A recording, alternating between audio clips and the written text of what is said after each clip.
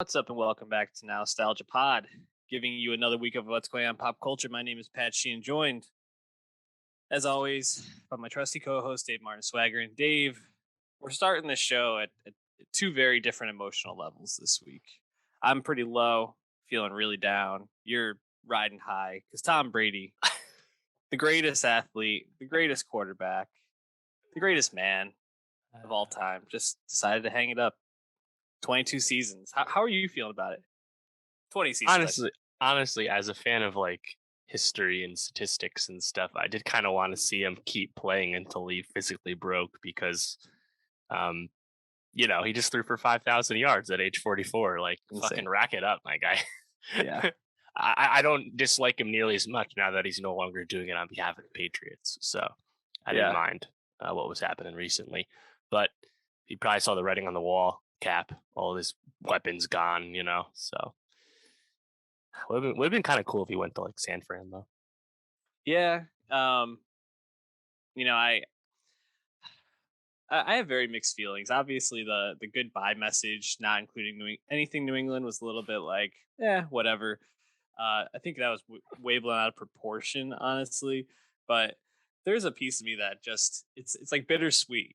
Tom Brady, talking with some of my friends who are also New England sports fans, and you're just like, yeah, he was part of our life for pretty much our whole childhood into adulthood. Right. It's kind of crazy. So, thanks to the GOAT, I'm sure he'll be doing a bunch of weird social media stuff and whatnot moving forward. Just looking forward to, man. I haven't watched that. I've heard it's actually pretty intriguing, so maybe I'll check that out eventually. I'm looking forward to the future Last Dance type documentary about Patriots when Belichick retires and they can get all that access, hopefully. So be interesting. And we'll be talking about it on the pod whenever that comes in 2027. But Dave, we got a lot to get to this week. And so we're going to start by talking about the most anticipated shows of 2022. We wanted to start here because we kind of realized we're now in February and TV has just kept churning along. We talked about Euphoria premiere, Peacemaker, Station 11, right on the verge of being a 21-22 show. No one really knows how to categorize it. So a lot of good TV has already come out. We're going to be talking about another anticipated TV show that just premiered today, as of this recording on Wednesday, 2/2/22, Derek Jeter Day.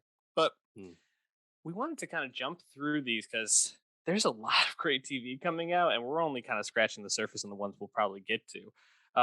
Why don't we start just like, what are you number one most anticipated show of 2022? Yeah, just real quick. As you said, we're only going to scratch the surface here. We're going to cover about 50 shows, more or less. However, last year there were 559 scripted shows per FX Research, the most ever made in 1 year. The previous high mark was 532 in 2019. So there's more and more. You can't watch it all. We try and pick the most significant, the most interesting. And I think this list of 50 will, in all likelihood, have most of the shows that end up on our top 10. Of course, there are always surprises and unexpected shows like Squid Game and The Queen's Gambit, etc. So I'm sure our lists will have stuff we don't even discuss at the end of the year. But of the stuff I'm most anticipated, and there's a lot of stuff I'm really excited about this year. I actually really like this list. I feel like you have to kind of gravitate towards shows that are already, returning shows that we've already seen a season or more of before, or like those big ticket franchise IP stuff. I feel like that's what just gets the most hype and excitement out of people. And it's hard. It's really hard. But I feel like the answer has to be Atlanta finally coming back for season 3 on FX on March 24th after a several year hiatus. But, Atlanta, the best show on TV, the 2 years it's been on TV before. So the fact that it's coming back very soon is great. Yeah, Atlanta number one on the board for sure. Pretty much every time Atlanta is on, it's must-watch television. It's one of the few shows, similar to something like Succession, where you want to watch it when it happens because then it just dominates the conversation for the next couple of days around it. So Atlanta is number one on my board as well. However, I think the number 2 on my board, and I was kind of going back and forth on this, but I think my number 2 on the board is the Lord of the Rings Amazon series, right? Yeah. Because The Rings of Power, September 2nd. This is the one, dude. They're putting so much money into this show. It's basically make or break for Amazon, it feels like, in terms of their fantasy TV. This is the one everybody's been hyping. It's coming out head to head with Game of Thrones. Probably not out at the same time, but in the same year, dropping a new Game of Thrones spinoff. So this is kind of like Ali versus Frasier type shit going on. I'm really excited to see how this turns out. Yeah, I mean, they got the subtitle recently announced, The Rings of Power. We still haven't seen anything yet, but I mean, from what we do know, young Galadriel cast, the second age. There's so much appealing stuff from a storytelling perspective for fans of Tolkien, but it's really going to be able to be its own thing because it's set so far in the past from when the Hobbit and the Lord of the Rings story that everyone knows takes place. So that's really exciting. And I mean, as you said, they spent so much money, $500 million just to have the rights, just to have the privilege to then spend hundreds of millions more dollars to actually make said show. Amazon is put all the eggs in the basket, as you said. Bezos, huge Lord of the Rings fan, and he dropped the bag many times over. So I'm really excited for this and can't wait to see a look. And I mean, they're making more. It's not like the season is truly make or break, but there's just so much riding on it because they really want this to be a huge hit. They want this to be the biggest Amazon Prime show ever. So yeah, absolutely. Can't wait. And I mentioned in there that we are going to get a new Game of Thrones spinoff finally. House of the Dragon, supposed to be premiering sometime this year. I don't think there's a release date quite yet, but I would suspect probably sometime like late summer into fall for that. We got the trailer. I mean, excitement level for that, scale of 1 to 10. 10 for sure. Miguel Sapochnik, Thrones veteran at the helm here, but just like the actual subject matter is, I think, a really important one for Game of Thrones. In a sense, it's a little safe for people that really know the story here. The Dance with Dragons. This is, backstory from when Game of Thrones, the series that everyone knows, took place. However, that story, those that know it, everyone understands that this still will lead itself to everything that was appealing about Game of Thrones proper, with the palace intrigue and the politics and the infighting and the backstabbing and everything. And the dragons, there'll be tons of dragons. Like everything you want from Thrones, this story will be able to give you. And you got like high tier actors like Matt Smith and Olivia Cook in there. Like I can't wait for this. It's going to be great. Yeah, I feel like that's going to live up, probably not to quite the Thrones heights, but probably fairly close, I'd imagine. Okay, so what else is on top of your draft board for most anticipated TV shows? Yeah, those are good. We got to shout out the final season of Better Call Saul on AMC. Yeah, Bob Odenkirk injured on set. Actually, health scare. I think it was. It was really injury, but that'll be coming out this year. The final go around for Peter Gold and Vince Gilligan. The end of this Breaking Bad series. However, as we know, the last season of Saul, I believe that was season 5. We had really finally brought Saul to Breaking Bad. Like the two shows had truly met from a plot perspective, and now we're going to see that conclusion. Tony Dolan, such a star in the last season, still going to be here for the final season. So many loose ends to tie up here. What happens to Kim, etc. So it'll be really good. So can't wait for this. It's been a long wait. Yeah, man, Saul. It feels so crazy because I feel like that the last season that we watched and talked about Tony Dalton, some of those episodes just still stick out in my mind so much that it feels like it hasn't been off the air that long. I'm just so excited to have it back. Another show that's coming back, I'm excited to see, Barry on HBO. Season 3. Back for third season. Bill Hader, still doing his thing. I'm trying to think, like,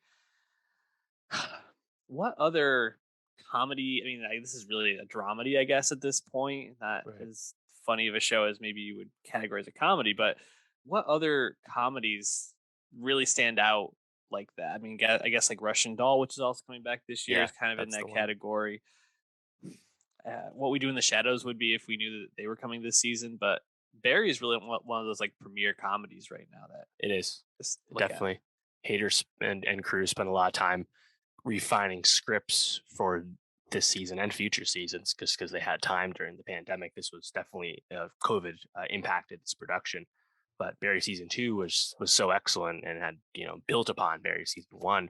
I mean, dramatically, there was a lot of tension at the end of season 2 as well. So it's I'm sure that'll pick up right where it left off and be pretty propulsive. So that's great. Absolutely. So what else do you got? Yeah, those are a lot of the really good ones. You know, probably not as famous, but very excited for Industry season 2, BBC Mhm. and HBO.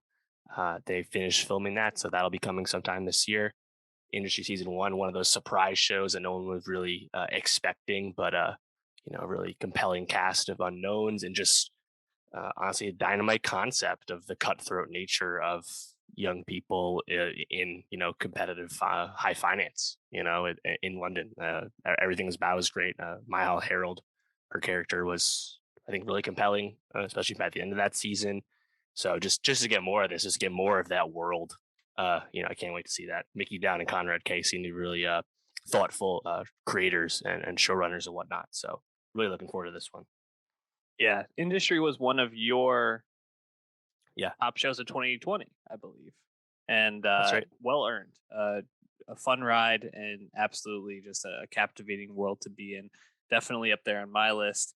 Kind of just looking down the list here, we were just talking about comedies, and I don't know if this one is totally a comedy, but Mm. Marvel's Mrs. Maisel coming back Yeah, for another season, and I gotta February say, 18th.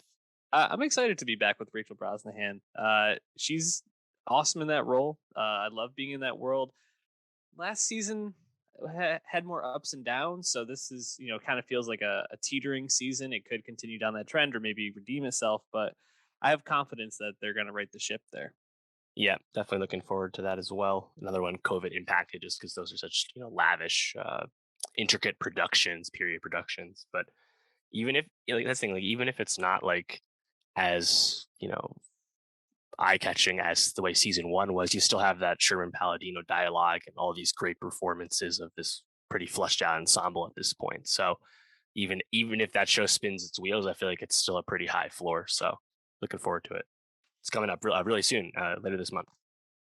Yeah, another show that is also coming up. Actually, I think sometime next week. I think next Friday is Inventing Anna on Yeah, Netflix about the heiress Anna Devalny, I believe, right. from Instagram fame. I think that has potential to be pretty intriguing too. A nice early year show, which I mean, with TV, it's a little more spaced out than the movies usually are in terms of quality. But I have high hopes that will be a captivating watch. Yeah, well, I think there's two key pieces with that. It seems like its concept source material is good, but Julia Garner in the lead, Emmy Yep. winner, and also this is the first Shonda Rhimes Netflix show, the Yeah. first, finally the first creation from Netflix Shondaland. Like it's been a long time coming, and hopefully, actually, sorry, it's a second show, first one since Bridgerton, uh, Oh, but wait. It's it's what the like the biggest show of yeah, last. yeah. Yeah. First one I'll be watching. Sorry, let me Right. rephrase. Uh, but it seems like there's a lot riding on this one too. But whenever there's any kind of like real world source material for something like this, when you have a high level creator, I feel like there's like a lot of potential. So exciting. Definitely. What? So, give me another show that you're looking forward to. Yeah. So we wrote down Hacks here. It was such a surprise last year at season 1. They're making season 2. I'm not sure if we're gonna get that this year, but should just shout that out because in terms of dramedies, like a Barry, really high level there. Uh, let's see. How about the Boys season Yeah. 3, Amazon, June 3rd. Um, the Boys in terms of lampooning and taking the piss out of superhero culture in a really engaging way. Doesn't lack for action nor violence, but has a lot of memorable characters at this point. Uh, I think the Boys. How can you not be excited for it? Season 2 was such a high level. They're making so many spin-offs for this already, but just to get back with this core group again, uh, I don't really know where it's going to go, but I just really liked where it ended. So can't wait. I was gonna say, great choice. It was almost like the reverse like Star Wars choice to make the second season have Highlander be fallible and actually like someone that could be beaten because he seems so Right. invincible to this point, and now it feels like the show's stakes are kind of like back on track, which I really appreciate. Um, I'm looking forward to the boys a lot, Yeah. and let's just stay in this. Homelander, not Oh, Homelander, Highlander. Highlander. Sorry, think about the car. Um, uh, let's just stay in the superhero world Mm, because Disney Plus, Marvel. yep. We talked about this a few weeks ago, but they got at least 4 shows coming out this year in Yep. terms of superheroes. We got Moon Knight, which will be premiering fairly soon, if I'm March correct. 30th. Yeah, so next month. We have She-Hulk, Mrs. Marvel, or Miss Marvel, I should say, and Secret Yep. Invasion. And Yeah. we talked about that, like which one we were most excited for. I think you said Moon Knight. And Yeah, I is did. that still true? It is, just because I feel like Moon Knight has the best potential to be something a little outside the traditional Marvel mold. Whether they actually go there, go all the way, remains to be seen. I think a lot of the feedback on that first trailer was that you might be getting a lot of non-traditional stuff, except when Moon Knight's actually being Moon Knight, which is also part of that trailer. So remains to be seen. But Oscar Isaac in a lead role, obviously you have to watch that. Yeah, absolutely. I'm excited for that. Although I didn't love the trailer, so Yeah. we'll see how that comes about. Miss Marvel feels like the show that may be most indicative of things to come. Yeah, I think She-Hulk obviously is also going to be a part of the MCU moving forward. But I think Miss Marvel feels like a part that they're going to try to build off of, along with like the Kate Bishop of Hawkeye Yeah. kind of thing. A Secret Invasion, I think, is the most intriguing only because of the number of high quality actors attached to that, as well as I think the possibilities with the what are they, the Krill, is that their name? The Scrolls. Scrolls. The You're thinking of the Scrolls. Kree, the blue guys in Guardians. That's what you're thinking of. I don't know how I get all these things confused. The green guys, the blue guys, I don't know. But yeah, with all the possibilities of them being able to basically become other people or look like other people, you can do a lot with that. So I think that will be pretty interesting. And why don't we just stay right on Disney Plus and Mandalorian season 3?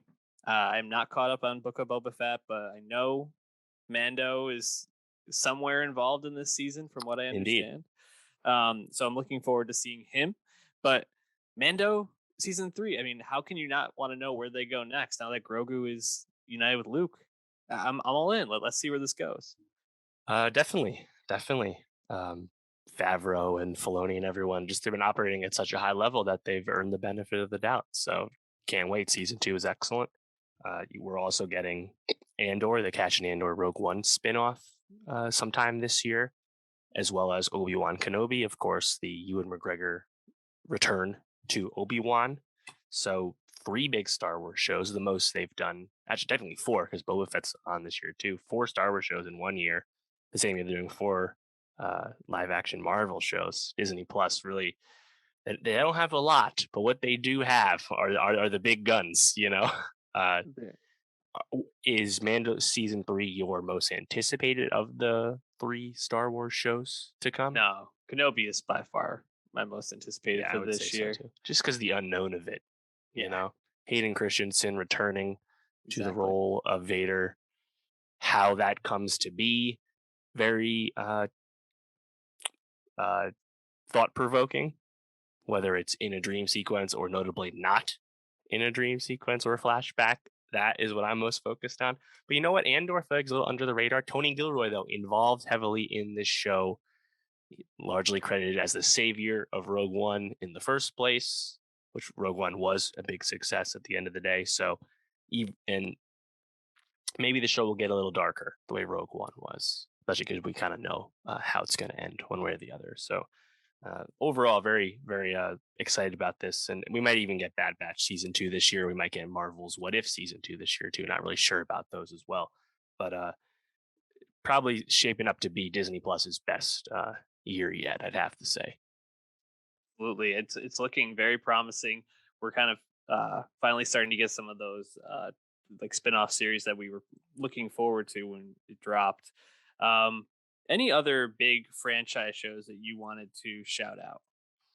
Yeah, 3 in particular. So Halo's coming the soonest. Paramount Plus March 24th, originally developed as a Showtime show. We really have no idea if this is going to be any good or not, but Viacom has been developing this for a very long time. It's been through multiple showrunners. It got announced that they're eyeing probably another new showrunner for season 2, but it does look the part from that first trailer. Whether it's successfully adapted, obviously it's a tall task given that Halo is pretty lore intensive, but also it's a video game adaptation. We don't have a good track record with these. I love Halo. I've played all these campaigns. This is notably non-canon, so they're not going to be boxed in on how they can tell this story. I think that was a smart choice. We'll see about this one, but I hope it's good. Similarly, I hope The Last of Us on HBO is good. You got Pedro Pascal and Bella Ramsey leading that series. Craig Mazin from Chernobyl at the helm. Neil Druckmann, creator of the game, heavily involved. This show doesn't stop filming though till June 2022, so I'm not positive we actually see this show this year, but those are 2 huge video game peak TV shows coming this year, so they'll have a lot of eyeballs. Definitely looking forward to both of those. The Halo one, I have a good feeling, but I think that one's going to go over pretty well.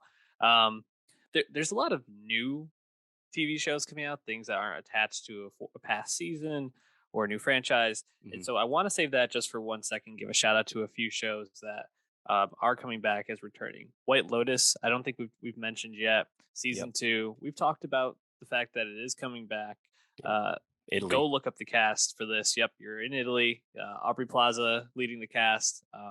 Totally looking forward to what can come out of that. Stranger Things season 4. Yep. Jeez. And the kids are going to be looking old because they are not kids anymore. And apparently Hopper is still alive. Who knows?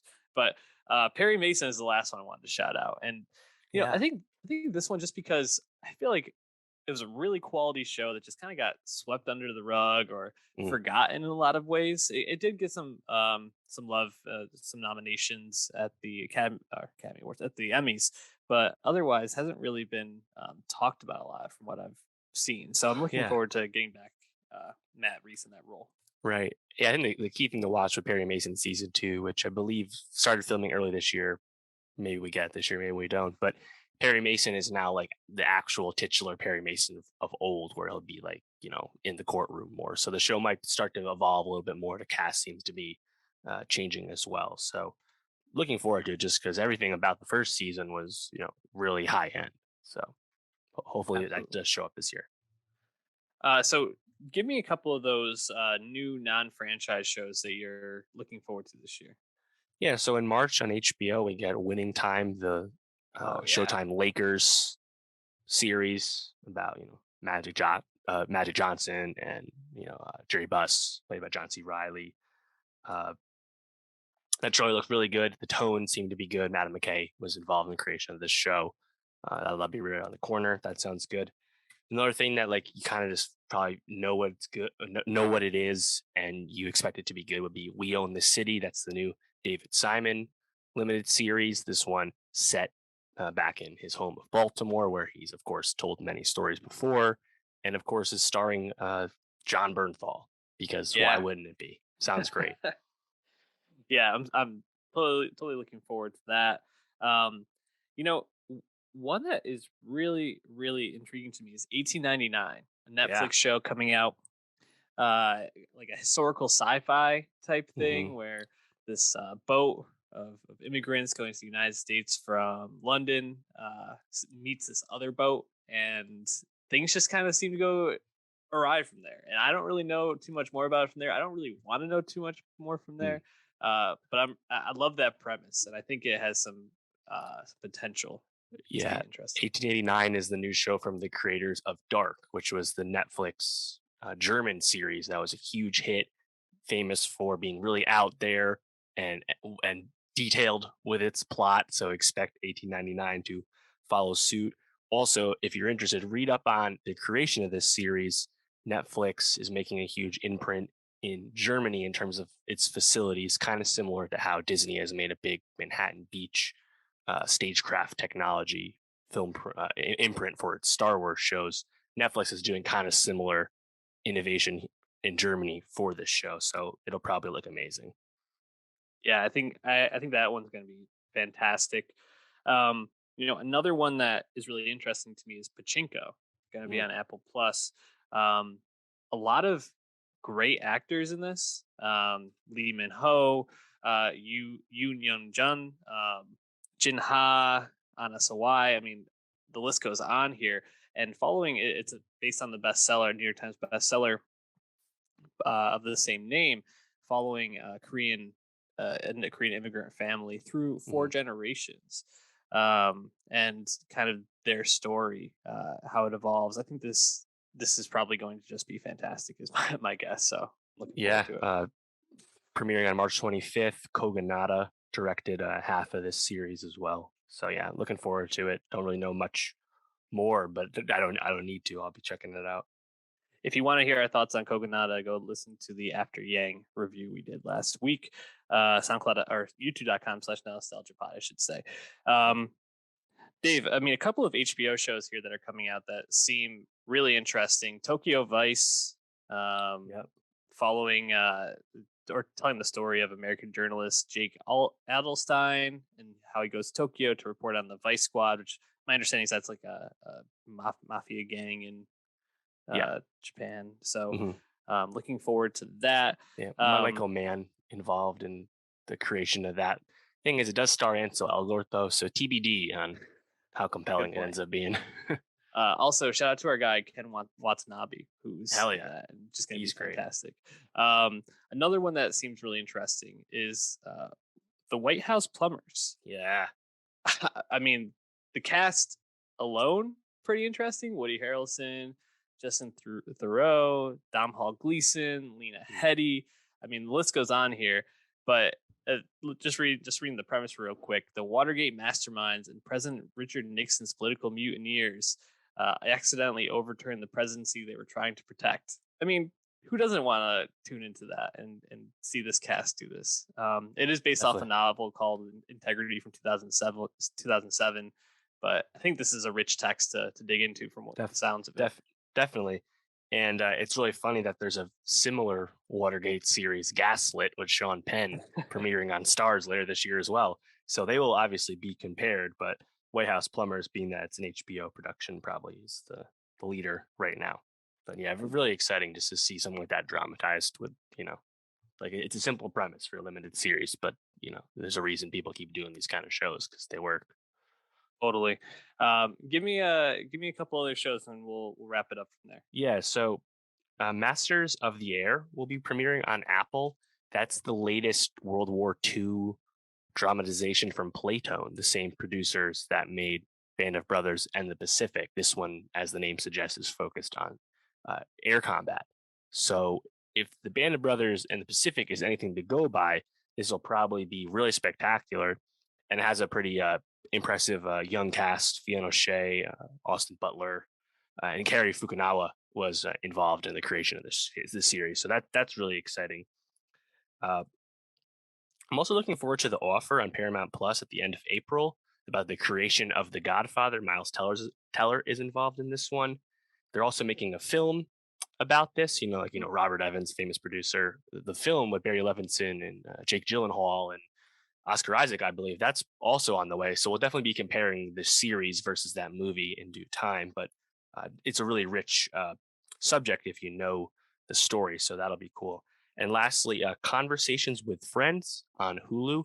That is a Sally Rooney adaptation from Lenny Abramson. Lenny Abramson, of course, adapted Sally Rooney's book Normal People 2 years ago. I love Normal People, so very excited to see one of her other hit books that some fans actually think is better than Normal People. To see this adapted, very exciting.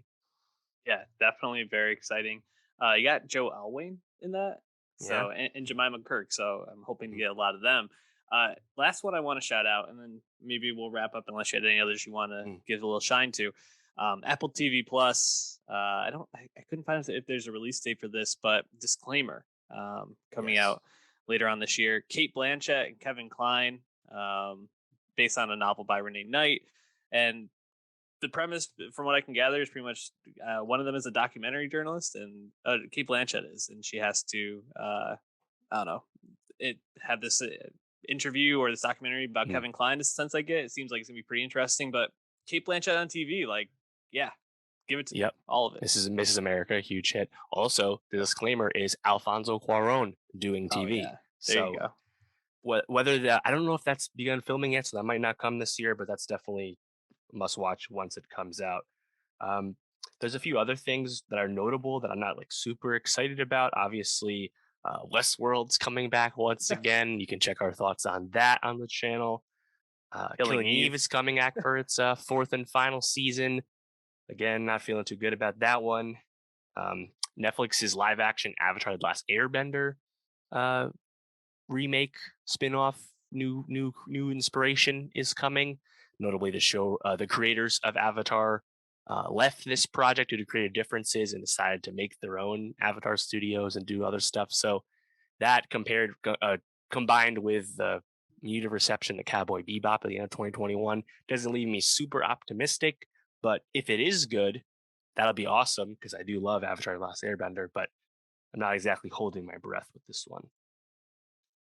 Well, we named around 40 or more TV shows for this year. So if you can't find one of those to get pumped about, I don't know why you're following the pod, but you should follow us, youtube.com/nostalgiapod, and let us know the shows that you are most anticipating this year. Dave, let's switch gears a little bit though. It feels weird to not be starting in this area, but we wanted to get that out of the way because we have a lot of other great stuff to talk about, including Kyle, who we haven't talked about in 2 years now. Mm-hmm. Last album, was it "Call Me When I'm Famous" or "You'll Remember Me When I'm Famous"? Yeah, 2020. Yeah. Not if you can tell by the way I'm talking about it, it wasn't an album that I was necessarily blown away by, and now we get "It's Not So Bad," his newest release, and is the name just like supposed to be trying to convince me? I don't know. It's low hanging fruit to use the name as a joke, I think. But come on, Hmm. man. What'd you think of this? Yeah, Kyle, album 3, first project since leaving Atlantic Records, becoming an independent artist again. Of course, he blew up as an independent artist, found a lot of success with I Spy, went to Atlantic. We talked about those 2 Atlantic albums. Some successful songs, but overall, felt like Kyle was still finding his way in the shadow of Chance the Rapper when it comes to nasally later hip hop. And album 3, It's Not So Bad, is, to quote Kyle himself, R&B Kyle. And it's definitely a change of pace from what his most famous songs sound like. However, there was hints of this on the last album, songs like What It Is. You know, he had started to croon a little bit, and now on It's Not So Bad, that's all he's doing. Um, I think your mileage probably will vary on this album depending on where you stand on what you like from Kyle, because to me, I just don't actually find his performance in these songs up to snuff with his performance on his best songs in the past. I feel like he's the least interesting part of this. Some of the production's pretty good on It's Not So Bad, but Kyle very rarely, I think, rises above that and makes a big impression. I think he's kind of understated on a lot of this, and the energy is kind of low for his standards. So I wasn't a big fan of this, but I at least I commend him for picking a lane with this one. He has also said it to Billboard that he's already working on an all rap project again. So at least he's kind of committing to ideas and feeling inspired. That's why he left Atlantic, because he wanted to make what he wants to make. So I give him a lot of credit for that. But It's Not So Bad doesn't exactly, wet my whistle. It was pretty unmemorable overall to me. Yeah, you talked about the mileage varying, and I feel like it's either like extra low or low mileage because there's really not a lot in here that I found to be super interesting. It's funny because like I gave this a couple of plays through, and I was hoping for Yeah, something to short. jump out at me, and I had maybe one song that I thought really stood out and I really liked, and then a couple others I thought were catchy and that like stuck in my head a little bit. But I agree. I don't think his vocal performance on this is that great, and I think the production, while it's competent and pretty good at some points, I actually found it to feel kind of redundant. Yeah. And it was kind of like they had like the basic beat that they wanted to go with a lot of time, and we're like, okay, how can we dress this up a little bit differently from the last song? And just kind of left me feeling like it, Kyle is not heading in the direction that I think we had hoped a couple of years back. No, no, I agree. For me, the song that made my ears perk up immediately was Perfect towards the beginning of the Mhm. track list. It has I think it's a memorable like looping house beat. Yeah. Kyle's tempo does match that beat, but like his singing is still not like super great in that song or anything. But that was the one that like made me at least perk up a little bit. I feel like a lot of the other songs just the energy level is just not there for me, and I just don't think he has the R&B chops to attempt R&B Kyle. You know. Yeah. I agree. Perfect was certainly one of the songs in the first half that stood out to me. And the other one that stood out was Sleepyhead. Mm. I mean, Sleepyhead, while it's a bit more of a toned down song, you get more like rappity rap Kyle on this, which I appreciate. And he's kind of switching up his vocals a little bit on it. So it at least sounded different than a lot of the other stuff you get here. Um, yeah, I think that whole like second half though, pretty much after like Love's theme song to Sleepyhead is like very just like blends together for me as I played this, and nothing really stood out. I think the beginning, personal, perfect, unreplaceable might be the best stretch of the album, but Hmm. it's really not great. You get Craig David coming on, which I feel like he's almost doing like a Craig David impression on a few of these tracks. So it's interesting to have him as a feature and kind of be Right. so derivative of his sound. But I don't know, not what I was hoping for from Kyle for sure. No, no. Looking forward to the hip hop project though, because he can make a catchy song when he puts it out. But yeah, overall, it seems like Kyle's still kind of throwing darts, but at least he's doing what he wants now, so that's something, I guess. Well, we might we might. I'm gonna put a asterisk on this. Add one of his tracks to our Nostalgia Best of 2022 playlist. Find that on Spotify. But for now, let's move forward to a one of the shows that we did not mention, but definitely a show I was looking forward to watching. The miniseries Pam and Tommy on Hulu. First episode dropping today. First three. First three dropping Yeah. today. Dave, wanted to ask you real quick. Do you remember, or do you have any recollection from your childhood of the relationship between Pamela Anderson and Tommy Lee Jones? Absolutely not. I This show kicks off in 1995 when I was July 1995, so I had not yet turned 3 years old. So no, I did not know who Pamela Anderson was until the second stage of her public persona had happened, as the show will get into. And Tommy Lee, I mean, obviously, like Motley Crue's also before my time, so I didn't learn about right. him till after the fact as well. Yeah, I feel like I was aware of a lot of the scandalous aspects of their relationship and just like the public fallout from the sex tape of their relationship, but I don't really know much about them other than Pamela Anderson being on Baywatch. Mhm. Tommy Lee Jones, obviously a very famous drummer. Tommy Lee Um, Jones, that would be interesting. Imagine. That's my bad. Tommy Lee, very famous drummer. So that was kind of like all I knew of them. So I was very interested to see how this series went. How did you feel like the first episode played out for you?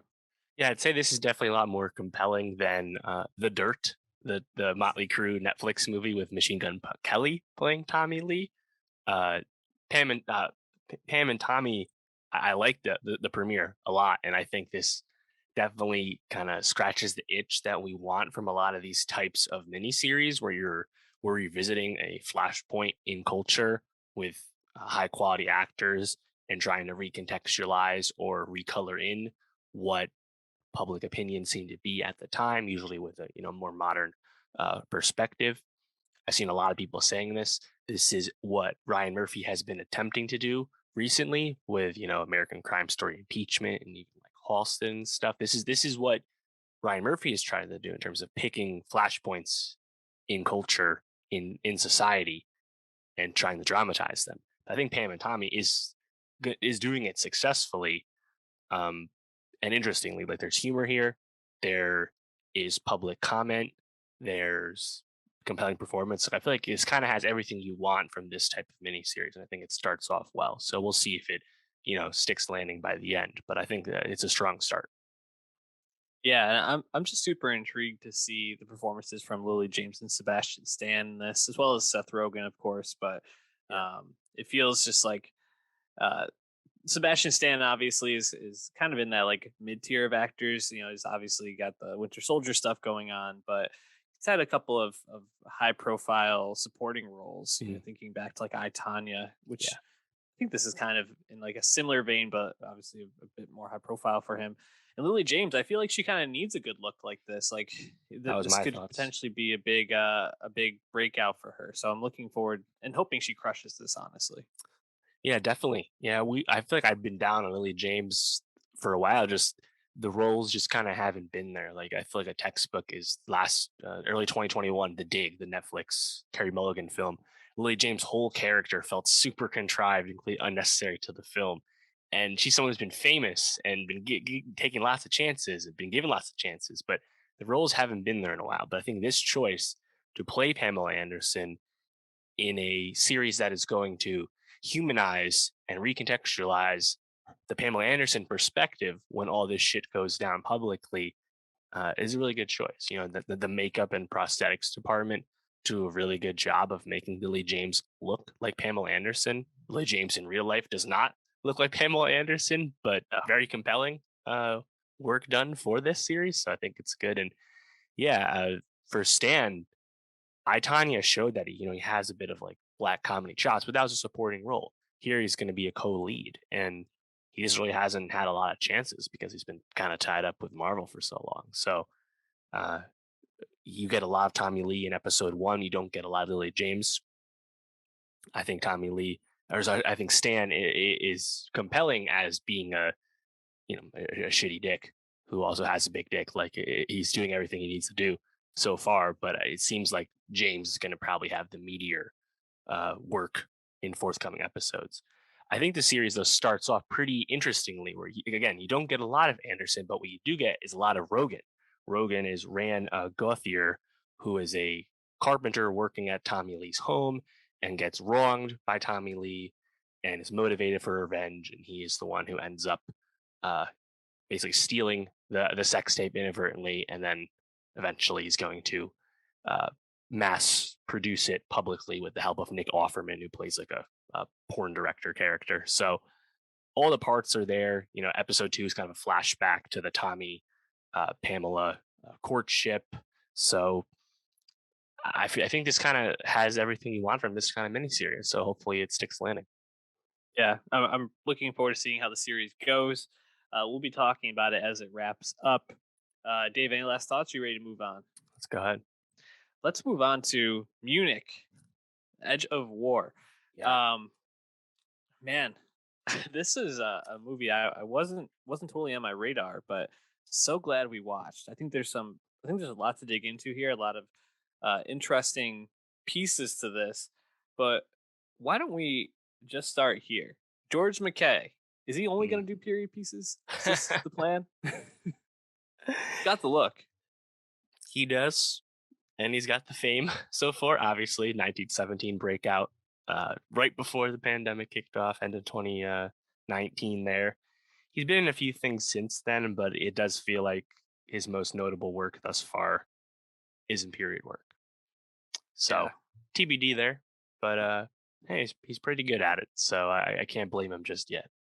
He jumped from 1917 to what's this 1937? 1932, something like 30, that. yeah, Yeah, it's there's some Munich Edge of War progresses through a big chunk of the 30s as the story would suggest. So yeah, he has his niche. and 20th obvious century. Yeah, and obviously this is a World War II esque movie. It's prior to the war, basically Hitler's rise and beginning to threaten the stability of the European countryside and Hmm. continent, um, Yep. and focuses in on a couple of different aspects of the Munich Compromise, Munich Agreement. I think it came to be known as the Munich betrayal or something like Yes, that. to the Czech English. perspective for sure. Oh, yeah. Yes, the Munich Agreement is the official name. And so I guess I wanted to ask you, like, what aspect of the movie did you find yourself most intrigued by? Was it McKay and oh man, what's his name? Giannis Niewohner? Niewohner? Niwana, As Giannis. Legat and Hartman? Was it the Jeremy Irons as Neville Chamberlain versus Adolf Hitler aspect of it all? What were you most intrigued by? Yeah, so this is adapted from a book called Munich, and the McKay and Niwaner uh, characters are fictional, but obviously there's a lot of real life people, as you said, Neville Chamberlain and Adolf Hitler topping the list here. And I was definitely most compelled with those fictional characters. I think they do the most interesting stuff with the story. And specifically, I thought Von Hartmann, Neuwanner's character, I thought Von Hartmann was particularly interesting because he's not really like the good German trope, right? He actually is trying to make a difference uh, and stop the Third Reich from happening. And as we all know, failing to do so. Uh, that perspective I thought was most interesting. Obviously, it's a fine line when it comes to portraying Nazi party members at this time. And at least the movie doesn't shy away from all the hardship and prejudice that the Jewish people were already facing during this time in Germany before the concentration camps actually happened. Um, I like how it handled that, and I think it gets a little hokey towards the end. It's like, oh, is he going to shoot Hitler? It's his chance, and I couldn't do it. It's like, to me, that's not super compelling because it just comes across as so fictional and like not real. Um, on the other hand, the von Hartmann character is evidently based off of a real character who ended up being involved in the Valkyrie plot that failed to kill Hitler, and that guy actually obviously gets killed in real life. So uh, I think the German perspective was most interesting to me, and I had more of an issue with some of the British perspective stuff with Chamberlain. But uh, I think the movie is pretty compelling, even if it's a bit straightforward. Yeah, the aspect that I really liked of the Hartman and Legat relationship was how you kind of see the flashback to their fallout, and Mm, you see Hartman as yeah, this person who initially was very much a supporter of Hitler and yeah, his like rise, many and Germans. yeah, and it how reminiscent that feels of the current political climate Yes, in the United fanaticism, as they States. said. Yes, just is a bit harrowing, but noticing the change over time and using that relationship as a way of like explaining how the brutality of the Third Reich and the hate and just the practices that they use to try to attempt to exterminate all Jewish people as well as many other identities. It's Mhm. just I think really effectively played out when they go to visit Lena, and you Yeah. kind of get Hartman and Legat having the like coming to coming together moment of their relationship again, which was great. I think the tension in this movie is really finely drawn and really carries through the movie convincingly. The documents and just want to give a shout out to August Deal, who just is such a good German like Nazi German soldier. You Mm. probably recognize him as the German soldier from Inglorious Bastards who shoots not Benedict Cumberbatch, Michael Fassbender. Michael Fassbender. Yes, thank Mhm. you. So yeah, I just saw him and I was like, oh, immediately evil. I mean, Yeah. already wearing the Nazi uniform, but like immediately he's the bad guy, and he's great. And he just is like this lurking figure and Hmm. tension of will they find the Ron document? Sawa. Yeah, will they be aware that Chamberlain met with Hartman? All that means was I thought a nice through line, and George McKay has a great face for like portraying like anxiety and fear while not saying a lot. So I thought he was really convincing in that sense. Um, but yeah, there was a lot to like about this movie, and then of course you get the historical aspect of Chamberlain and Hitler meeting and all that tension. I thought that was also really cool, and you get to see Jeremy Irons just kind of being himself now, which is Yeah. always great. So Totally. A lot to enjoy about this movie, I thought. Yeah. So one thing I didn't really like was Lagat's family life is just so like shoehorned in here. Like Mhm. Jessica Brown Finley, notable performer, just a thankless role as his wife. Like doesn't pass the Bechdel test at all. Just not necessary. I feel like there's enough like humanizing of these characters with the relationship between Lagat and Von Hartman and and Lena with those flashbacks and stuff. I feel like it just wasn't needed. It's like, yeah, we get it. He has a busy work life as he's trying to stop in global conflict. Like we don't need him to have a thankless wife and kid character to convey that. Um, I think though the bigger sin of the film is, and this is a German British co-production, but I think the biggest sin to me is the attempt to recontextualize Neville Chamberlain's legacy and role in the Munich Agreement, or rather his goals of the agreement. Obviously, Neville Chamberlain, a bit of a punchline, a maligned figure for appeasement, of course, appeasement to Hitler with the Sudetenland, because obviously it doesn't work. But this movie attempts to convince you that actually Chamberlain was doing this because he had to play with the cards he was dealt, and by buying Britain more time, he was preparing them for the war, which is just a really contested and not really agreed to point of view. And I just found it weird, like, why are we trying to like build up Neville Chamberlain of all people? Just a weird point of view to me. Yeah, I thought that ending scene, the one that I think you're referring to on the plane, where he's like, "I have to play with the cards I'm dealt," and I he didn't have enough evidence, I guess, to just flat out stand up to Hitler. So he needed to do this backhanded, basically nothing agreement on top of this Yeah. to show that he's a bad guy who will go against what he says, and that way the people will be mad that he did this, and they'll rise up against him. And it's like, what is this logic? Like pretty much everybody here knows Hitler is a maniac. Yeah. It's I don't know. I thought that was a really weird point, and yeah, Neville Chamberlain, not a figure. I really was like, needs someone to cape for him here. I don't know. Right. It's just weird. Like this is not like a popular like point of view, certainly not in the US, but like in British history as well. Like it's just a weird thing. Like I don't also think it was necessary. Like if anything, the movie would be more dramatic if you do a better job of showing that like Chamberlain just completely failed and was just out of touch with how to deal with Hitler, because that was actually the reality. I don't know why they had to kind of change the conclusion there. It's just weird to me. Um, Shout out to Ulrich Mattis, who plays Hitler. He actually played Goebbels in Downfall, which is probably the Huh. most famous movie about Hitler. So a bit of a Nazi uh, film synergy there. But I don't know if he like totally looked like Hitler the way I think of, you think of, but still kind of an interesting performance where like you don't get like the downfall meme. Like he doesn't like lose his shit. It's more about like the fear he's imposing around people without actually needing to act out.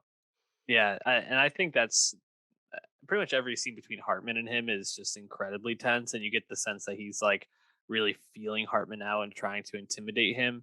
And I really thought the way that they that last interaction where Hartman's considering shooting him, but more so what Hitler is talking about in that, and like in terms of like how the public doesn't know what they want and their children, and this is what they actually want, that type of thing. I thought that kind of was a very forward, but also like a not super heavy handed way of kind of getting across Hitler's like ideals and the way that it at least been said that he viewed the German people and Yeah. his role in leading them. So I thought that was all pretty good, and I agree. He does not look like Hitler, but definitely an interesting performance. Um, another aspect of this that I thought was just like interesting was there was a lot of shots of people on either sides of a table talking to each other, and I just really liked the symmetry of that, whether it was people at the dinner table talking to each other, at the bar, as they're having like a secret conversation, or at the negotiating table. There's a lot of that sort of thing, and I thought that was just a wonderful framing device throughout the film. And yeah, shout out to Christian. Ooh, Schwarchow, I believe his name is Schrouchow. I'm famously bad at pronunciation, so don't take my word for it. Um, Schrouchow would be my guess. Schrocho, but Let's see here. I thought he did a great job Mhm. directing that. He's a famous German film director, so I Uh, apologize for the mispronunciation. Schwauchow, I think it is. Schrouchow. Yes. Um, and I just thought he did a great job of making this look amazing on top of uh, leading a pretty competent film. So Yeah. definitely enjoyed this. Any last thoughts? You ready to talk about some international film? Yeah. Well, this is technically an international film as well, but yeah, True. let's go to something that's even more international: the Danish animated documentary Flea. All right, let's stay international here. Dave, moving to Denmark, where you were able to check out another, seems like really solid film coming out of Denmark, Flea. Tell me about that. Yeah, Flea, a bit uncanny, animated, documentary, and an international film as well. As you said, from Denmark, executive produced by Riz Ahmed and fellow Danish actor Nikolai Coster-Waldau. Flea kind of came out of nowhere and has been a big awards player, seemingly primed to be nominated both for animated feature and international feature film at the Oscars later this year. And I think on one hand, it's compelling just because the animation I think is really well done. It's like that, kind of classic rotoscope animation. And because this documentary is told as storytelling, our lead character is telling his story for the first time, it feels like memory. It feels like flashing back and coloring in just enough. But when there's darker moments, the animation's even more hazy. Like I think the animation is really there, but the documentary aspect is why this movie is being so uh, widely received.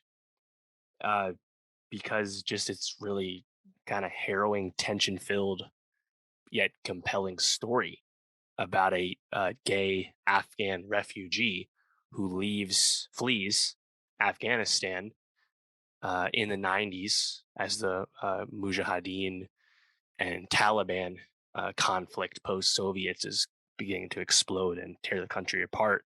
And the way our lead character Amin, the way he tells his story, and again as memory, is really well done because he doesn't like let it all out. Like the movie Flea does a good job of like telling you that like this is being told for the first time, and Amin explains why he has not told anyone his true origins as a refugee until now. Someone who fled from Kabul to Moscow and eventually made it to Copenhagen and became a refugee. And his high school friend is the director of the documentary, Johannes Poher Rasmussen. And Amin's not his actual real name, but Amin is finding a way to tell this story and also along the way telling how he came out to his family. Of course, uh, homosexuality not widely accepted in the in his culture. So there's so much conflict in various ways of like the harrowingness of trying to be a refugee and what it means to flee your home and also be away from your family and lose your family and things like that. Uh, just really impressive. This was a 2021 Sundance film that Neon acquired, and now Neon's been really pushing this movie hard. I definitely expected to get those award nominations, but I think it just stands out to me because of how unconventional a lot of it feels, and even though it's unconventional, it's still telling like a really like important type of story. In this case, one man's life journey to have a better life. It's really serious stuff, but it's done really well, done very tastefully. So I would definitely recommend Flea, which has had a really slow film release, but as a Neon film, you would expect it to eventually show up on Hulu. So definitely pay attention to this and see it when you can.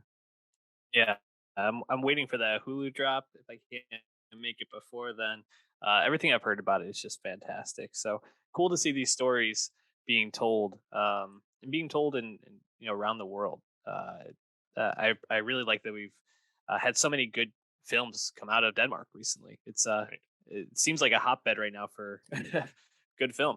Yeah, another round. Riders of Justice, now Flea. A lot of good stuff, and also international film has never been easier to see. In the U.S. in the Western world, so that goes a long way as well. So yeah, definitely see Flea when you can. Well, Dave, I gotta ask you: do you think Flea has any shot of being included in either Best International Film or Best Animated Feature at the 2022 Academy Awards? I'd say it's almost surely a lock for both categories, but I don't expect it to actually win either category. I mean, that's a pretty strong statement, and we are going to be giving our predictions. Why don't we start with Best International Film and work our way up from there, since we're already kind of Yeah. talking about this. Um, so you think Flea has a really good shot to be nominated in that category over Riders of the Night? So Yeah, so Riders of Justice is the Rise Danish film with Justice. Mads. The way this category works is that a country only submits one film, and we have that 15 film short list already Oh, out there. So we okay. already know the final 15 for Best International Feature Film. Some notable stuff not here, like Pedro Almodovar's Parallel Mothers was not nominated because Spain actually picked a different film instead, which didn't make it through.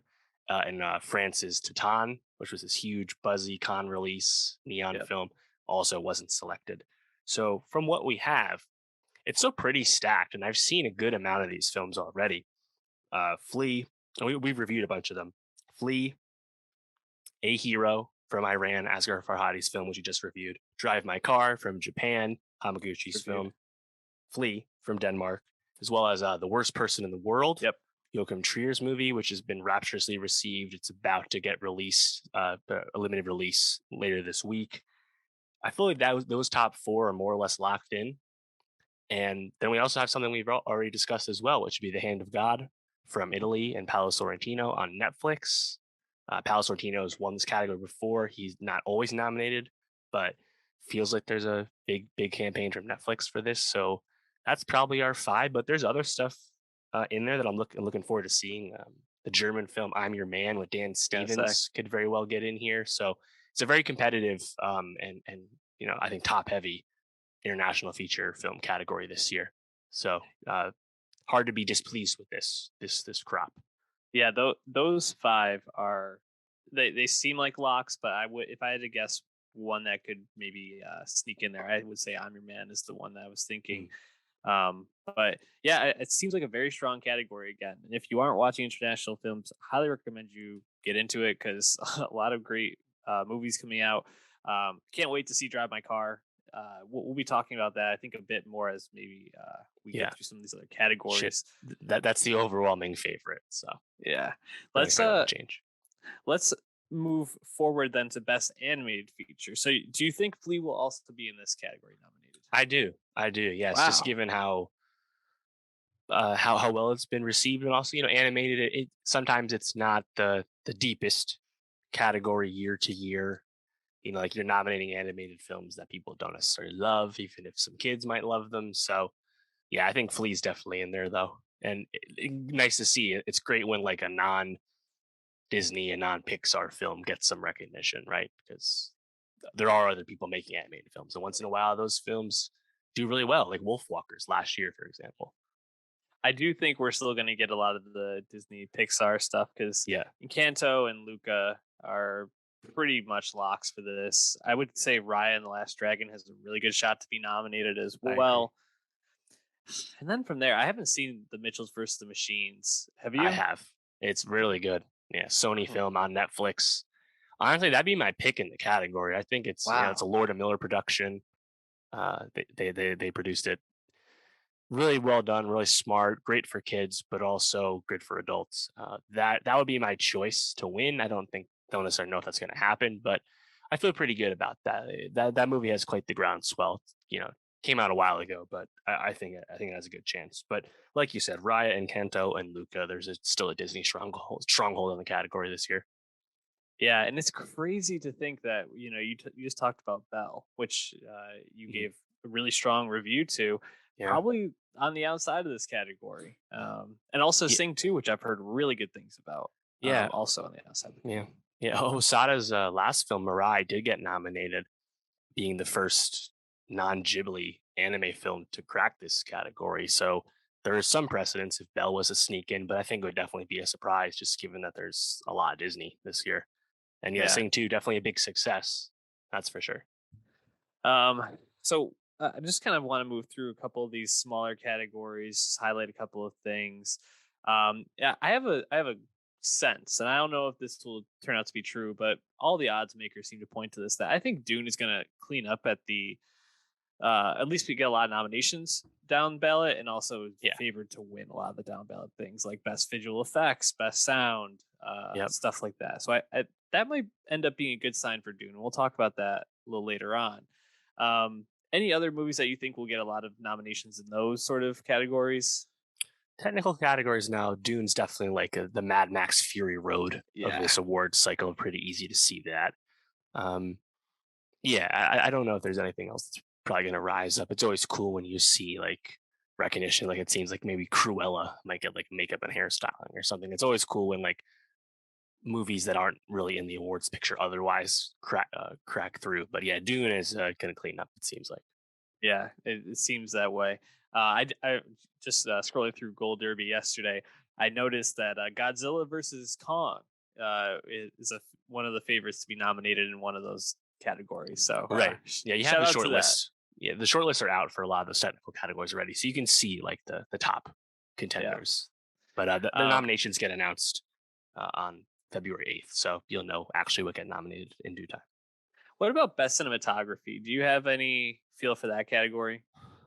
It's a tough one. You know, there's a lot of like black and white films, like Belfast. I feel like people were like handing this award to months ago. Macbeth. Yeah, Tragedy of Macbeth as well, and even stuff that's probably not in the mix too much, like Passing. There's been a lot of black and white this year. Not really sure where that was going to go. You know, if The Power of the Dog just has a monster night and wins Best Picture, I could see that. You know, Yep. I could see Dune. Yep. Um, but I don't know if there's really a favorite yet. Yeah. The hard part to me in looking through these categories is our favorite movie of last year, The Green Knight. Probably on the outside looking in a lot of these categories, but man, if there was Did it one I make? would love, Yeah. go ahead. So, sorry, Green Knight did not make Best Visual Effects shortlist, which is Yeah, tough. appalling to me.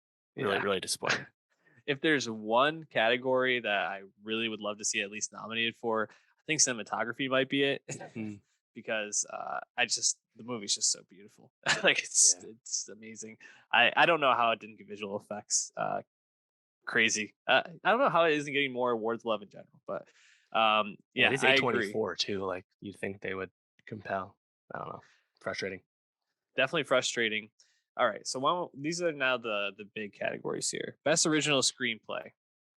I mean, it seems like PTA is a lock for this, right? As well as Belfast and King Richard. Those Hmm. feel like the top three, and then from there, I think the last two spots are kind of up in the air. Do you feel the same way?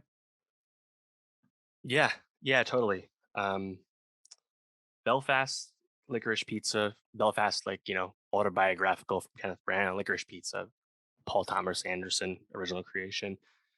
You understand why those are nominated probably towards the top of this category. After that, though, I'm not really sure. I feel like it's just going to end up trending towards movies that have history with voters, with awards, namely Don't Look Up because of Adam McKay's previous success and Being the Ricardos because of Aaron Sorkin's previous success. I don't necessarily love either of those screenplays, but you can kind of just like do the math and make it make sense. You know what I mean? Yeah. No, totally. I think Don't Look Up probably is a good shot. Sorkin, maybe.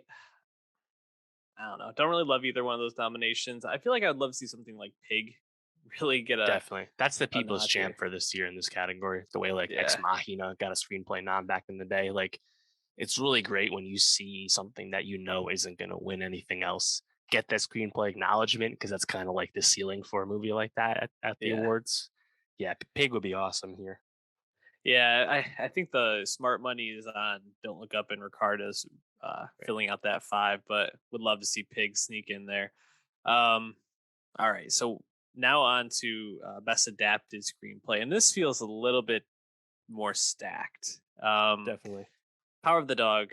I think is going to get nominated for everything. Let's just go say that. Hmm.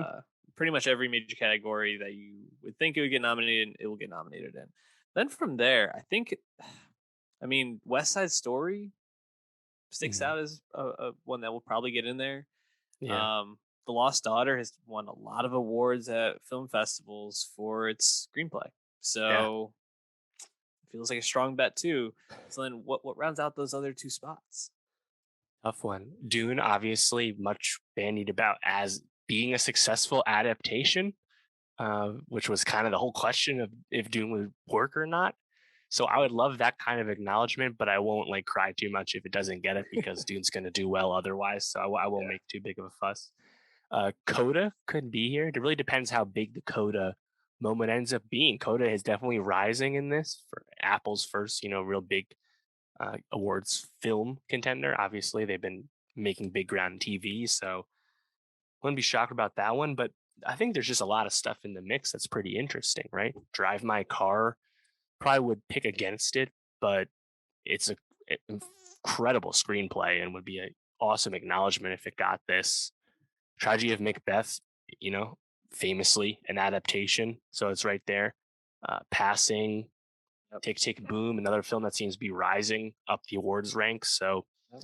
this is probably one that's gonna be hard to get 100% right predicting, and I would definitely root for like something a little less remarked upon, like Passing or something sneaking in here. But this one's definitely hard to predict.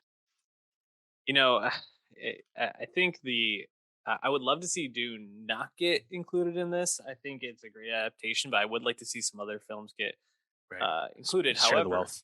to give a little bit of a spoiler for when we get to Best Picture, if Dune's going to have a shot at winning Best Picture, it needs to be nominated in this. So, and I would love to see Correct. Dune win Best Picture. We'll talk more about that in a second. So we'll keep your eye on this category, especially as you're trying to think of what's going to make its way to the top of the Best Picture standings. All right, so moving on from there, now we're moving into the acting categories. We'll start with Best Supporting Actor. Hmm. To me, again, feels like there's a strong three, and then a couple that could fill out those final two spots. And those three would be Cody Smith McPhee, Yep. he's a lock. Yep. Troy Out of doubt. Kotzer, Coda, a lock. Yep. Kieran Hines from Belfast feels like a lock. Yeah. From there, I mean, Mike Feist from West Side Story would love I'd like to that. see that. Don't know about it if it happens, And but I'd root for it. Leto, are we really gonna get the Leto nom for this? I So don't want House of that. Gucci missed on the Producers Guild nomination, which is bad news for its Best Picture chances. Seems like Gaga still safe. Spoilers for what's to come. But Leto, yeah, Leto might be fading here. It's absolutely a love it or hate it camp performance. Mhm. He kind of had a similar run last year where he got some early like Globe and SAG love for the little things, and then it stopped there. So it wouldn't be shocked if he fades out here. But the thing is, it's like who replaces him, right? Seems like Bradley Cooper's fastly rising with Licorice Pizza. It's a good performance. It's a very small role, but it does seem like that's trending towards happening here. You said Mike Face. Plemons, again, if Power of the Dog has a monster day with nominations, I guess Plemons could get in here. It wouldn't be too shocking, but it's a pretty small role as well. And that leaves what? Jamie Dornan and Belfast, which I'm not like super enthusiastic about. Like of the four Belfast actors, I feel like Balfe and Hines I'm more enthusiastic about. And then Ben Affleck, of course, who had a Globe nom here for the Tender Bar. I feel like that's your group. It's I don't know. Would you call this kind of a weak year for this category? Well, I think Smith McPhee's performance are really, really strong. So is Kotzer and Hines. I think those three are Yeah. strong. But then those last two spots really just feel like who deserves it the most. Cooper, I would be really just like taken aback to see because he doesn't feel he feels more like a guest performance almost rather than like Yeah. a supporting performance for the film, which is not really how this works. Face to me feels like the most deserving to get one of those spots. I don't know if he's the best money though. I think he's like probably like seventh or eighth in terms of actual Yeah. Seems like it. odds. But man, I would love to see Affleck. I think at this, and I do think there's a little bit of an underlying story here that we haven't touched on, which is the Academy Awards just in general have had lower and lower viewership And so I think if the Academy is really kind of like trying to make a push, they would be smart to make a push for Affleck and get some stars in this category. Because if you end up with Smith McPhee, Kotzer, Hines, let's say Faced, and then Jesse Plemons, that's five that people are going to be like, what are we doing here? Right. You know, that logic might be applied to the Cooper nomination as well. So right. We'll see. Yeah. So I think those three would be the strong bets. And then, I don't know, pick two of your favorites. Who do you want to put your money on there? I think Cooper's in. And pick five. It's tough. I really don't have a good feel for this. If Leto's out, I think maybe Dornan or Plemons get in. And I'm not sure about Affleck or Faced as much as I'd want Faced. I'd hate Dornan to get it only because I would worry about him stealing votes from Hines, and I think it's really between Hines and McPhee for this category. As much as I love Kotzer, I couldn't see him taking it home, but we'll talk more about the winners at a different time. Okay, best supporting actress. Thoughts on this category? Strong for you? I think stronger than supporting actor, but also I think stronger, because I feel like the top five, the nominations seem to be kind of locking in here. Ariana DeBose for West Side Story, Kirsten Dunst for Power of the Dog, Anjanae Ellis for King Richard, Catriona Balfe for Belfast. That four seemed like really rock solid at this point. And then fifth spot, Ruth Negga has been rising quickly in other awards bodies for passing. Definitely the best performance in passing. So I feel like Ruth Negga kind of stole the spot that people were originally giving Judi Dench from Belfast. And I just can't see the Rita Moreno nomination happening. I can't see Jessie Buckley and Lost Daughter happening. So I really don't know who is taking this spot from Ruth Negga. The odds would say that Marlee Matlin from Coda would have a shot. I can't see that, but if Coda really has a strong day when the nominations come out, I guess that would make sense. But I think those five you mentioned, DeBose, Dunst, Ellis, Balfe, and Negga are the five. Lock that in for me. Any other thoughts on this category? No, that seems pretty straightforward.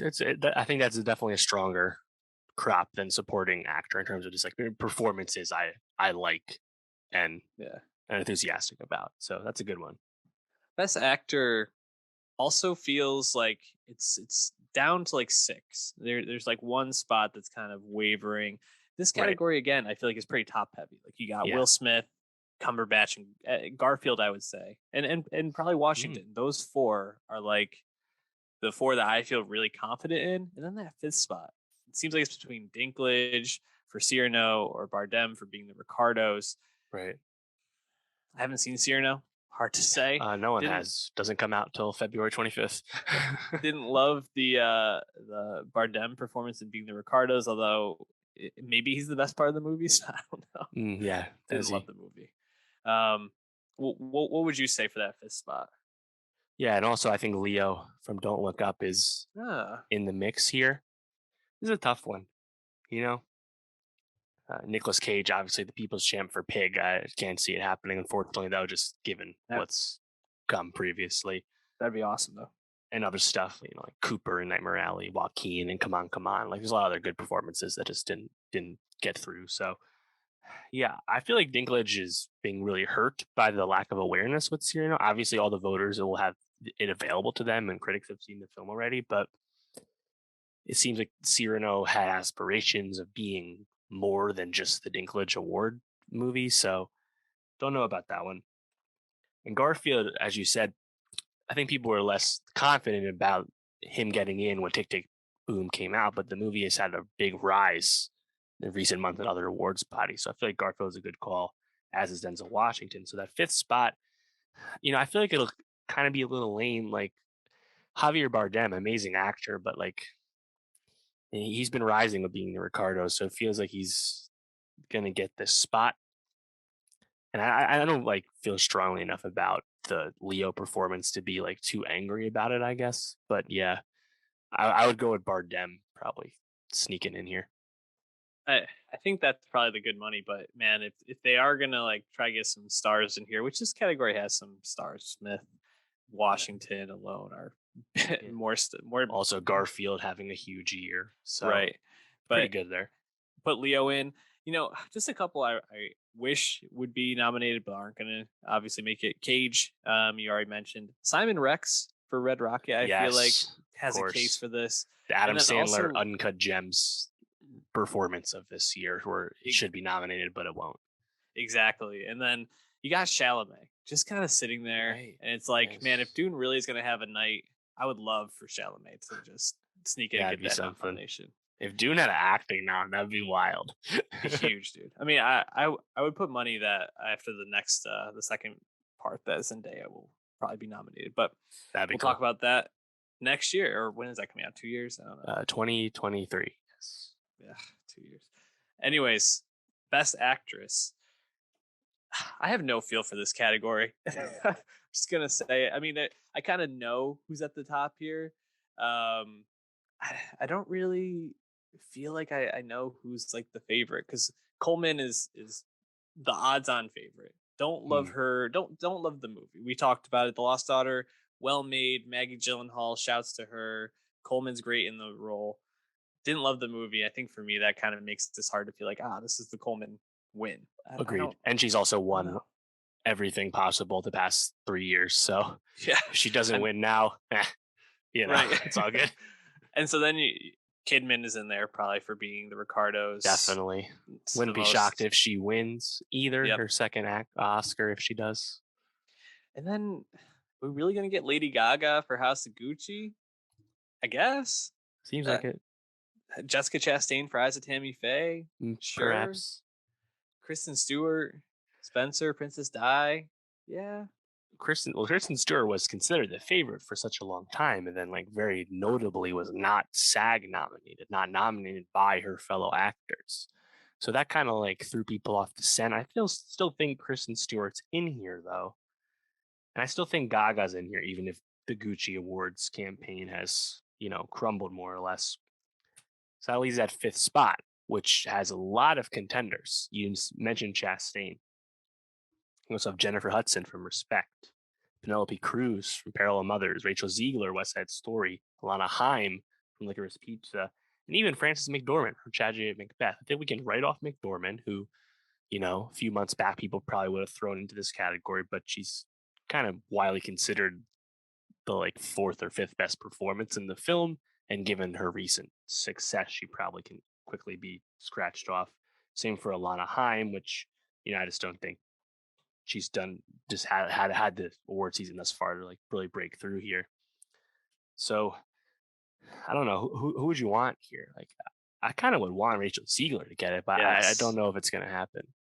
Ziegler would be my number one, and then I could see Hudson getting the nomination just for the role alone, and she had Andra a lot Day, of kind of a similar nomination last year for U.S. First Billie Holiday, where it's like really good performance, doing your own singing, even if the rest of the movie isn't super good. Jennifer Hudson, of course, has won before as well. Right. And then I think Alana Haim would be the other one I would want in here. I don't know. I didn't see Parallel Mothers, which is the blind spot. Cruz is really good in it, but I'm not sure if it's tough for international performances to break through given the track record thus far. So who do you want? Yeah, I'd say Ziegler. I wouldn't be mad at Chastain though. Chastain's a great actor and has kind of like I think found herself more recently with Tammy Faye and Scenes from a Marriage. So I would like to see that recognition as well. But yeah, I think Ziegler would be kind of cool as like a star-making acknowledgement there. Yeah, she is having a big future. She'll be in a Shazam. She'll be in Snow White. So she's not going away. We know that. Absolutely. All right, so now we're on to the last two here. Best director. All right, so Jane Campion feels like not only a lock to be nominated, but I mean she's gonna win. Like this, yep, no problem there. Denny is also gonna be nominated for Dune. Yes, his first time, very exciting. crazy that this is gonna be his first time. How is that possible? Yeah, arguably had the best directing career of the 2010s, and Mhm. now he's finally gonna get that nom. Love to see it. Spielberg feels like a lock. Yeah, I mean, it's he hasn't been nominated as much as you'd expect of late of the past 10+ years, but he definitely earned it with West Side Story. His direction is arguably the best thing about the movie. So, Yeah. yeah, I'd lock that into. In these final two spots, PTA, Kenneth Branagh, Yeah. Hamaguchi would be the outsider that I would love to crack the top 5, especially in place of someone like Branagh, who really liked Belfast top 10 for me, but I don't know if I would uh, say it's nomination worthy. Maggie Gyllenhaal also feels like she has an outside shot at this. First time. I don't know. Anyone else here that you think could crack that top 5? Yeah, I'd say in the mix, Adam McKay, previous nominee, Guillermo del Toro, previous winner, Joel Cohen, same thing. They're there, but I think they're out. I think PTA's in. I think Wes Anderson's probably out too for French Dispatch. I think PTA's in. I think Spielberg's in. The last spot, I think it's really down to Branagh versus Hamaguchi, and I'm going to go with Hamaguchi solely based off the track record we've seen recently. The past 3 years, you had Paolo Pawlikowski nominated for Cold War, Bong Joon-ho nominated and winning for Parasite, and Thomas Vinterberg winning or nominated for Another Round. Why wouldn't Ryusuke Hamaguchi be nominated for Drive My Car? It's kind of the same thought. The director's branch is very international. I don't kind of see why you would pick it, especially with Belfast kind of not quite cleaning up in the lead up to Oscars like people expected. It'll still be there in Best Picture. It'll still be there in other categories we acknowledge, but I would not be shocked to see Branagh himself miss out on this. Yes, it's the autobiographical story, but it's probably the least impressive directorial effort of this whole crop. So I'm going to go with Hamaguchi. I hope you're right. I think he is probably more deserving. But yeah, I think I would probably say the field is the 5 that we just talked about plus Gyllenhaal, or the 6 we just talked about plus Gyllenhaal is a potential outsider as well. Looking in, and now we're on to Best Picture. All right, let's name the locks, and then we'll talk about the other ones that could potentially get in here. So, Power of the Dog, it's a lock. Favorite to win. West Side Story, lock. I think Belfast is a lock. Yep. Dune is a lock. Yep. Is King Richard really a lock? I think that's kind of crazy. I think it is. It is. But we probably should tier it further. The 4 you just mentioned, Dog, Belfast, Dune, West Side Story, definitely locks. From there, I think there's another group. King Richard, Coda, Licorice Pizza. Don't Look Up in that category? Don't Look Up, probably. Yeah. Right? And that leaves us with, 2 more spots? Because this is the first year. Yep. It's 10 mandatory, not 8 to 10 for Best Picture. So it has to be 10, which I do like it. I love that they're doing this. I like that too. So you have to pick 2 more. Which is so everything we said is in. That's 8 so far. So then the I think it's between 5. I would say there's 5 that have a shot. Tick, Tick, Boom, The Tragedy of Macbeth, Being the Ricardos, and Drive My Car. Yeah. Is that only 4? I only need 4. Sorry. I wouldn't put Nightmare Alley in there. I don't think Lost Daughter has a shot. Nightmare Alley, no. House of Gucci, no, given, no PGA love. Also, Spider-Man, No Way Home did not get a Producers Guild Award nomination. Movies in the past, like Knives Out, have been nominated for the PGAs, which kind of lean more populist, more blockbuster. So I think that's a bad sign for Spidey trying to get in here. So I would cross that one off. French Dispatch, Cyrano, other stuff like that, cross those off. Lost Daughter, yeah. I think there's an outside chance for The Lost Daughter. I mean, if you think Maggie Gyllenhaal is in the mix for director, then the movie's probably in the mix for picture. Yeah. Drive My Car, I'd probably say the ceiling for this at the awards is Hamaguchi at director. I don't think it's going to get into Best Picture. So that kind of leaves Ricardo's Tick, Tick, Boom, Macbeth, and perhaps Lost Daughter. I think Tick, Tick, Boom's in. I think it's kind of been in after the past few weeks. So that leaves 1 more. I would probably say Lost Daughter. I Yeah. I think they're gonna want to give Gyllenhaal a celebration. I think there's been a lot of uh, narrative in the past couple of years and criticism, rightfully so, of the lack of diversity, not only in terms of race but also gender in Yep. these categories. And I could see them wanting to get Campion and Gyllenhaal a nomination here. So I would Mm. say Yeah. I think those two make sense. Yep. That'd be. Yeah, I mean, Ricardo's not getting nominated for Best Picture would be nice. It's going to get some representation already, probably screenplay Yeah. and acting, as we said. So, I don't think we need to put it in picture. I don't know if we need another Macbeth to get a Best Picture nomination either. I'm good. No. Yeah, it's really. I think that exactly that the Shakespeare adaptation probably can't be in the mix when we already are including a West Side Story remake. Right. You only can acknowledge so much iteration, I guess. For sure. Well, that does it for us. I guess the last prediction I wanted to ask you, Dave. Who do you think will be hosting? It's a great question. It seems like, per the reports, that multiple hosts are in the mix here. Honestly, I would love them to do the Tom Holland Zendaya thing. Do it. That would be awesome. Do it. I think they're at least looking into it legitimately, but I think The Rock is a safe choice as well. He should do it one day. He would be good enough Or at it he's at the very president. least. Yep, exactly. Um, yeah, I like that they're going to do a host though, and like bring a Yeah, host back. That's a positive to me. I So totally agree. don't have a feel on like I don't think anyone really knows who's really contending for this yet, but we know who we would enjoy seeing. I think it will end up being Holland and Zendaya, especially because they really need to get viewership up, and the only way you're going to get any young people to tune in is you got to have a young star. Yeah, So, do it. anyways, that's going to do it for us this week. Dave, what's going on for next week?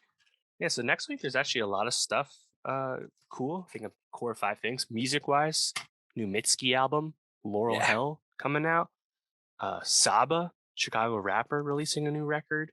Black Country New Road releasing a new album, their last, featuring one of their band member frontmen who has just left the band. So that'll be interesting to discuss. And then I think two notable films. You have uh, Emmerich's Moonfall, which looks kind of wild, and I always respect Roland Emmerich as someone who kind of makes independent movies at huge scales. So I'll be checking that out. And also Jackass Forever, Johnny Knoxville back again. Now it's Jackass and they're all old. I fucking love it. Let's go. well, we're going to be talking about all that and more. YouTube.com/nostalgia pod. Go to Nostalgia on Spotify and give us a 5-star rating. And also look for our Nostalgia Best of 2022 playlist and follow all the music on there. We might add a Kyle song. Hmm. And just like Kyle, this podcast, it's not so bad, right?